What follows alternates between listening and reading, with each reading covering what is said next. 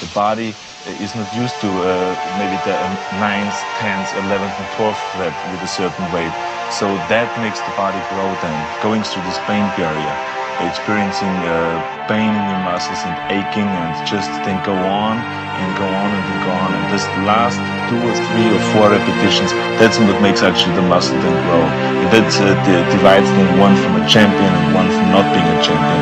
If you can go through this pain barrier, you make it to be a champion. If you can't go through, forget it.